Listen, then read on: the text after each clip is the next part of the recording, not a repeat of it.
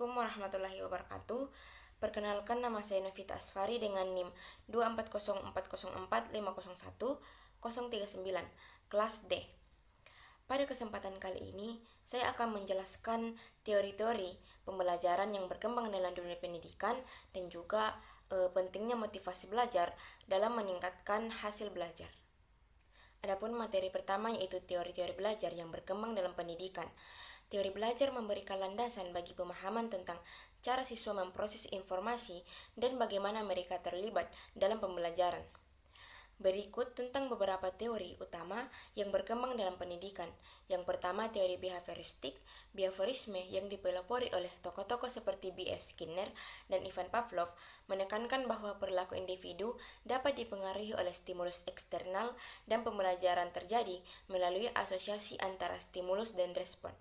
Sebagai contoh, penggunaan sistem reward seperti memberikan bintang atau poin kepada siswa yang menunjukkan perilaku yang diinginkan, dan penguatan positif seperti memberikan pujian ketika mereka menyelesaikan tugas dengan baik. Dalam model pengajaran ini, siswa dipandang sebagai penerima informasi yang pasif, yang mana guru menjadi pusat pengendali dalam proses pembelajaran. Meskipun begitu, pendekatan ini efektif dalam beberapa konteks seperti untuk pembelajaran keterampilan motorik dasar atau dalam lingkungan yang memerlukan disiplin yang ketat dan terstruktur. Yang kedua adalah teori kognitif yang dipopulerkan oleh tokoh seperti Jean Piaget, Jerome Bruner, dan Lev Vygotsky, menekankan bahwa pembelajaran adalah proses aktif di mana individu mengolah dan menyusun informasi dalam pikiran mereka. Piaget memperkenalkan konsep atau struktur kognitif yang digunakan individu untuk memproses pengalaman mereka. Penerapan teori kognitivisme dalam pendidikan mengarah pada penggunaan teknik yang mendukung pembelajaran yang lebih aktif dan terstruktur. Misalnya penggunaan peta konsep, diagram alur, dan teknik pemecahan masalah yang mengharuskan siswa untuk berpikir secara kritis dan menyusun informasi dengan cara yang terorganisir. Yang ketiga, teori konstruktivisme yang dikembangkan oleh Piaget dan Vygotsky, menekankan bahwa pengetahuan dibangun oleh siswa melalui pengalaman langsung mereka. Piaget memandang bahwa pembelajaran terjadi ketika siswa berinteraksi dengan lingkungan mereka dan membangun pemahaman mereka berdasarkan pengalaman tersebut. Sedangkan Vygotsky di sisi lain mengembangkan konsep zona perkembangan proksimal yang menunjukkan bahwa siswa dapat belajar lebih baik dengan bantuan orang lain, terutama dalam konteks sosial dan interaktif, di mana guru yang akan menjadi fasilitator untuk membantu siswa membangun pengetahuan mereka melalui kegiatan yang melibatkan eksplorasi, kolaborasi, dan refleksi. Dengan menggunakan metode pembelajaran berbasis proyek atau project-based learning dan pembelajaran berbasis masalah atau problem-based learning. Yang keempat, teori humanistik yang dipopulerkan oleh Abraham Maslow dan Carl Rogers, menekankan pentingnya faktor emosional dan psikologis dalam pembelajaran. Masa lalu mengembangkan teori hierarki kebutuhan yang menyatakan bahwa individu harus memenuhi kebutuhan dasar seperti rasa aman, sosial, dan penghargaan sebelum mereka dapat mencapai potensi mereka dalam pembelajaran. Penerapan teori ini dalam pendidikan dapat dilihat melalui penciptaan lingkungan yang mendukung pertumbuhan pribadi, bukan hanya dari segi akademis, tetapi juga sosial. Yang kelima, teori sosial kognitif yang dikembangkan oleh Albert Bandura, menekankan pentingnya pengaruh sosial dalam proses pembelajaran. Menurut Bandura, belajar tidak hanya terjadi melalui pengalaman langsung, tetapi juga melalui pengamatan dan imitasi perilaku orang lain. Dan yang menjadi konsep utama dalam teori ini adalah self-efficacy, di mana self-efficacy yaitu meyakinkan individu terhadap kemampuan mereka untuk mencapai tujuan tertentu. Adapun materi kedua yaitu pentingnya motivasi belajar dalam meningkatkan hasil belajar. Yang pertama, definisi motivasi. Keberhasilan belajar siswa sangat dipengaruhi oleh tingkat motivasi yang dimiliki mereka. Siswa dengan motivasi belajar yang tinggi cenderung meraih prestasi yang baik, sedangkan mereka yang memiliki motivasi rendah akan mengalami hasil belajar yang kurang memuaskan. Tingkat motivasi dapat menentukan seberapa besar usaha atau semangat seseorang dalam beraktivitas, yang pada gilirannya akan mempengaruhi hasil yang dicapai. Menurut McDonald, dalam Kompri, motivasi adalah perubahan energi dalam diri seseorang yang ditandai dengan munculnya perasaan dan reaksi untuk mencapai tujuan.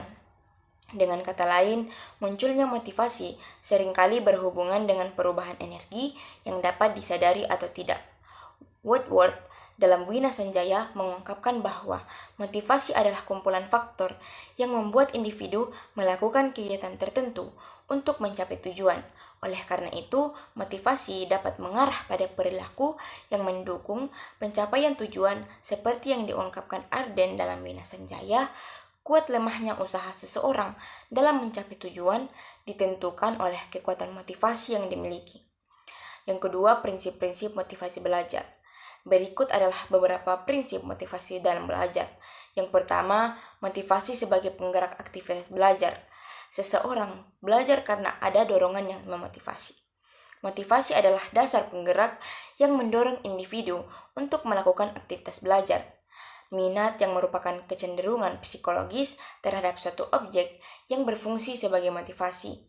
Ketika seseorang memiliki motivasi untuk belajar, mereka akan aktif belajar dalam jangka waktu tertentu dan menjadikannya penggerak utama dalam aktivitas belajar. Yang kedua, motivasi intrinsik lebih penting daripada ekstrinsik dalam praktik pengajaran. Seringkali guru lebih fokus memberikan motivasi ekstrinsik, terutama pada siswa yang kurang bersemangat. Namun, ketergantungan pada motivasi eksternal dapat mengurangi kepercayaan diri dan menciptakan mentalitas bergantung. Oleh karena itu, motivasi intrinsik dianggap lebih penting dalam konteks belajar. Yang keempat, motivasi berkaitan dengan kebutuhan belajar siswa, memiliki kebutuhan akan penghargaan, perhatian, dan status yang semuanya dapat menjadi sumber motivasi. Guru yang berpengalaman harus mampu memanfaatkan kebutuhan ini untuk meningkatkan semangat belajar siswa. Dengan memenuhi kebutuhan mereka, siswa akan lebih termotivasi untuk belajar dan mengeksplorasi rasa ingin tahunya. Adapun upaya untuk meningkatkan motivasi belajar. Motivasi belajar tidaklah konstan. Ia bisa mengalami fluktuasi, kadang meningkat, kadang menurun. Oleh karena itu, penting untuk menjaga motivasi siswa agar tetap stabil pada tingkat yang baik. Untuk mencapai hal ini, diperlukan berbagai upaya sebagai berikut. Yang pertama, menggairahkan siswa dalam belajar dengan membuat proses belajar lebih menarik dan menyenangkan untuk meningkatkan antusiasmenya. Yang kedua, memberikan harapan yang realistis, yaitu dengan cara menyajikan tujuan yang dapat dicapai untuk membantu siswa merasa lebih percaya diri dan termotivasi. Yang ketiga, memberikan intensif dengan cara memberikan penghargaan sehingga dapat mendorong siswa untuk berusaha lebih keras. Yang keempat, memberikan pengarahan dengan cara memberikan bimbingan yang jelas mengenai tujuan belajar dan langkah-langkah yang perlu diambil. Upaya-upaya ini tidak hanya meningkatkan motivasi, tetapi juga dapat membantu menciptakan lingkungan belajar yang lebih positif. Dengan dukungan yang tepat, siswa dapat merasa lebih terlibat dan berkomitmen terhadap proses belajar mereka. Hal ini pada gilirannya akan dapat menghasilkan hasil belajar yang lebih baik. Mungkin itu saja yang dapat saya sampaikan dari kedua materi tersebut. Kurang dan lebihnya mohon dimaafkan. Assalamualaikum warahmatullahi wabarakatuh.